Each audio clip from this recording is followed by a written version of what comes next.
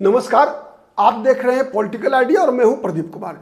मित्रों, आज हम बात कर रहे हैं देश में अभी भारत सरकार के द्वारा घोषणा किया गया कि देश में अगली बार जो जनगणना का काम होगा, सेंसस होगा, उसमें जाति के आधार पर यह जनगणना कराई जाएगी।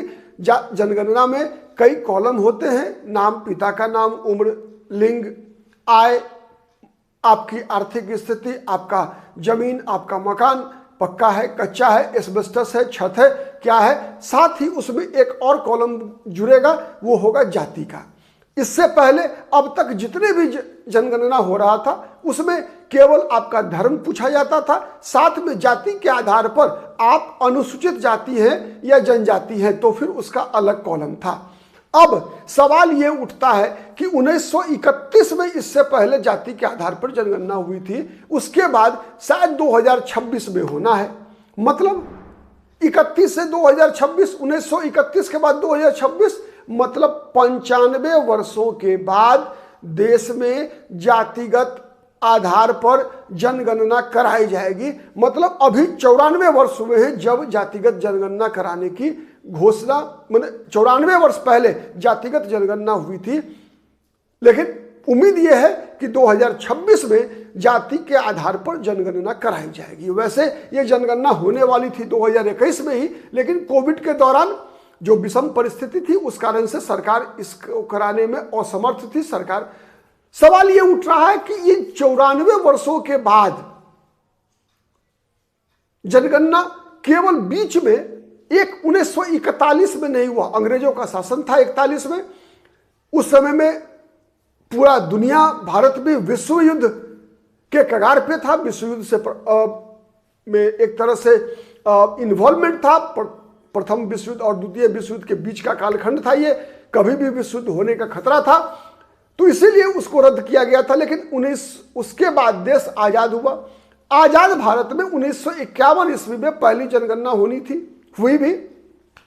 उस दौरान संसद में जब यह सवाल किया गया तत्कालीन प्रधानमंत्री जवाहरलाल नेहरू से, उन्होंने इसे सिरे से खारिज कर दिया। क्यों खारिज किया?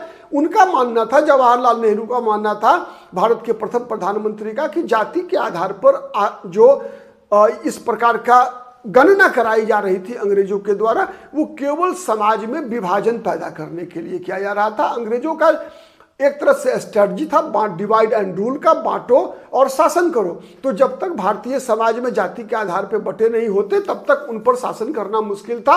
इसीलिए इस प्रकार का काम अंग्रेज कराया करते थे। अब देश आजाद है, तो जब देश आजाद है, सबको इक्वल राइट्स मिले हुए हैं, सबके मत का अधिकार बराबर है, सबके कर्तव्य बराबर है, तो फिर जाति के आधार पर इस प्रकार की गणना कराकर समाज के अंदर विद्वेष फैलाने का कोई प्रयास करना राष्ट्रीय एकता के लिए अच्छा नहीं है।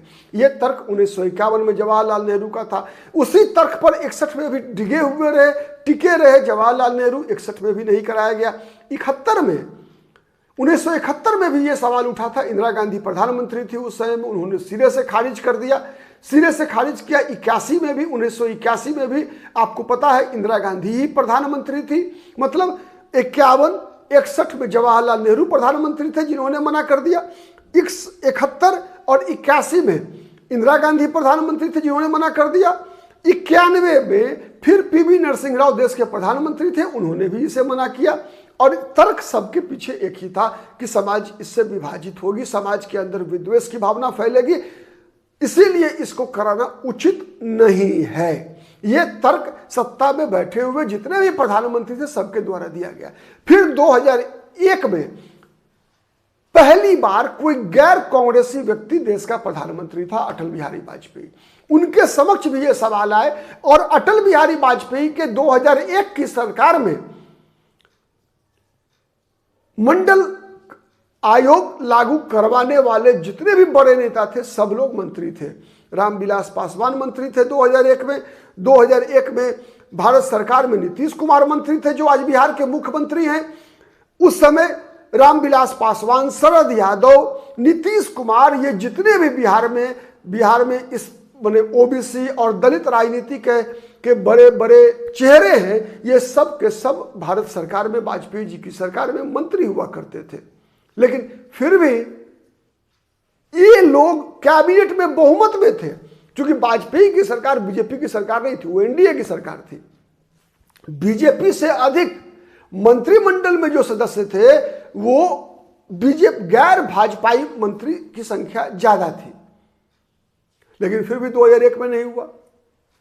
2011 में मनमोहन सिंह प्रधानमंत्री थे, सोनिया गांधी सुपर पीएम थी, राहुल गांधी की सरकार थी, और उस जनगणना में जाति के आधार पर जनगणना हुई थी, जनगणना में जाति पूछी गई थी।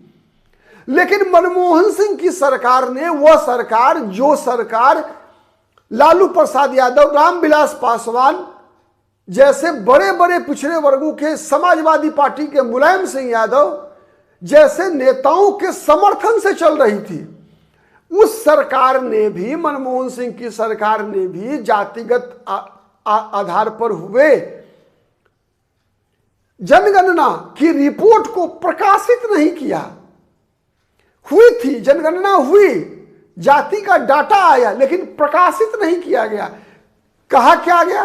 कहा वही बात गई जो बात जवाहरलाल नेहरू कहा करते थे। वही आधार था, दूसरा कोई आधार नहीं था। अब उसके बाद क्या हुआ? उसके बाद फिर से यह मुद्दा बनाकर कोविड के बाद, और विशेष रूप से भारतीय जनता पार्टी के सरकार में आने के दोबारा, जब दोबारा जीतकर नरेंद्र मोदी सरकार में आए, उसके बाद से जब 19 में लगा लोगों को कि नरेंद्र मोदी को चुनाव में पराजित करना असंभव है, जब कई लोगों को, कई बड़े राजनीतिक दलों को लगा कि देश में हिंदू वोट बैंक एक तैयार हो चुका है, जब कांग्रेस के फैक्ट फाइंडिंग कमेटी जो बनी थी चुनाव में पराजय के लिए, ए.के. एंटनी कमेटी, और उसने ये रिपोर्ट दिया राहुल गांधी और सोनिया गांधी को कि भारत में राहुल गांधी और कांग्रेस पार्टी की लगातार दूसरी पराजय इसीलिए हो रही है क्योंकि राहुल गांधी के साथ जो राजनीतिक दल हैं ये सभी के सभी हिंदू विरोधी मानसिकता के हो गए। जनता ये मानती है कि ये लोग हिंदू विरोधी हो गए हैं। उसके बाद से लगातार विपक्ष के नेताओं के द्वारा, सबसे पहले बिहार से शुरुआत हुई। बिहार में जो विपक्ष में लोग थे वो लोगों ने इस मुद्दे को हवा देना शुरू किया। ये मुद्दा और तेज तब हुआ जब बिहार के मुख्यमंत्री नीतीश कुमार बीजेपी से हटकर चले गए आरजेडी के साथ। उसके बाद जब नीतीश कुमार को लगा कि नीतीश कुमार विपक्ष के तरफ से भारत के प्रधानमंत्री पद के उम्मीदवार बन सकते हैं, तो नीतीश कुमार ने एक पासा फेंका बिहार में जातिगत सर्वेक्षण कराने का। जातिगत जनगणना तो करा नहीं सकते थे क्योंकि सेंसस, जनगणना केंद्रीय सूची में है। क्योंकि पता है आपको कि हमारे देश में सरकारों का काम 3 भागों में बटा हुआ है, सेंट्रल लिस्ट, स्टेट लिस्ट, और दोनों को मिलाकर जो राज्य और केंद्र सूची होता है उसमें। तो ये केंद्रीय सूची का मामला होता है जनगणना कराना, इसलिए जनगणना तो करा नहीं सकते थे, तो जातिगत सर्वेक्षण कराया। सर्वेक्षण समझते हैं ना, सर्वे कि मतलब अगर 1 लाख लोगों की भावना को जानना हो तो 1000 लोगों से पता कर लीजिए और उसके आधार पर 1 लाख पर उसको फिट कर दीजिए, डाटा तैयार कर लीजिए।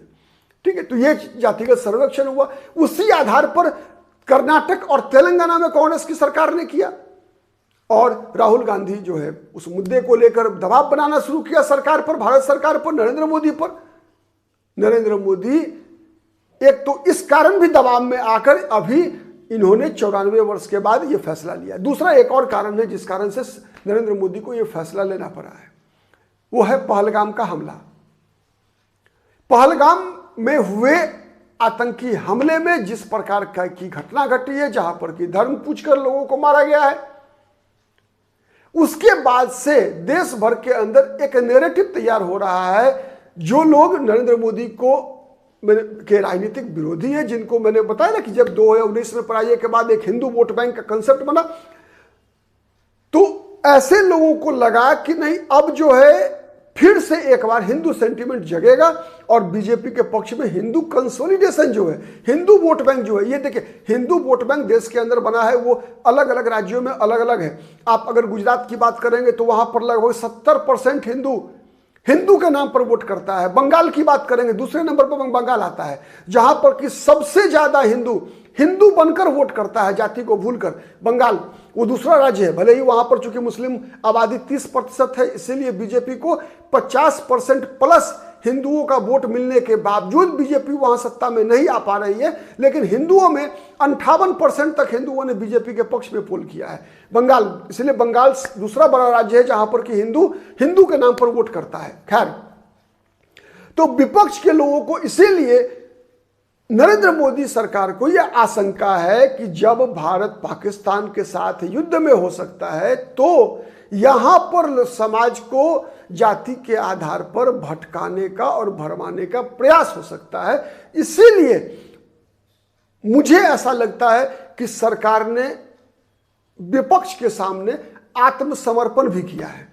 चूंकि इसलिए मैं कह रहा हूं, चूंकि एक चीज तय मानकर चलिए कि यह जाति का मुद्दा ऐसा है भारत में जिसको सकारात्मक रूप से अगर नहीं सुलझाया गया, सबसे महत्वपूर्ण होता है नियत मतलब आप किसी मुद्दे को क्यों उठाते हैं। आप मुद्दों को इसलिए उठाते हैं कि जिससे कि सामाजिक एकता बनी रहे। आप मुद्दों को इसलिए उठाते हैं कि राष्ट्रीय सुरक्षा मजबूत हो।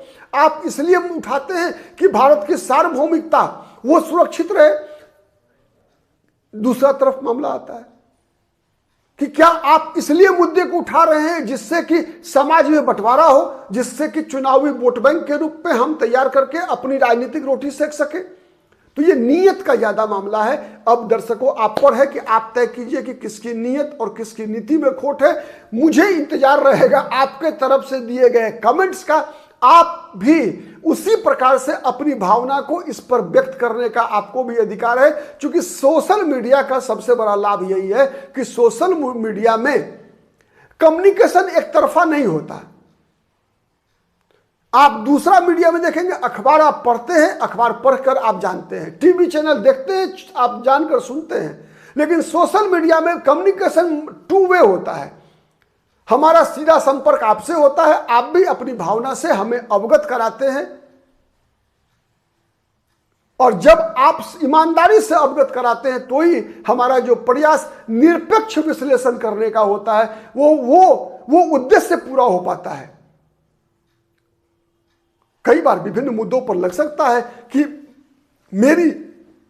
मेरा जो विश्लेषण है वो मेरा व्यक्तिगत जो अपना आकलन है उससे प्रभावित है। ऐसा हो सकता है, संभव है, होता है। हर व्यक्ति का अपना एक विचार होता है। मेरा भी है एक नागरिक के रूप में विचार, एक मतदाता के रूप में विचार। लेकिन एक पत्रकार के रूप में मेरा एक प्रयास होता है कि मैं निरपेक्ष रहूं, और मेरी निरपेक्षता में जहां कहीं भी कमी दिखती है आप कमेंट करके निश्चित रूप से मुझे बताइए। तब तक के लिए बहुत बहुत धन्यवाद। जय हिंद, जय भारत। फिर हम मिलेंगे किसी अन्य मुद्दे के साथ अगले वीडियो में। तब तक के लिए नमस्कार। जय हिंद, जय भारत।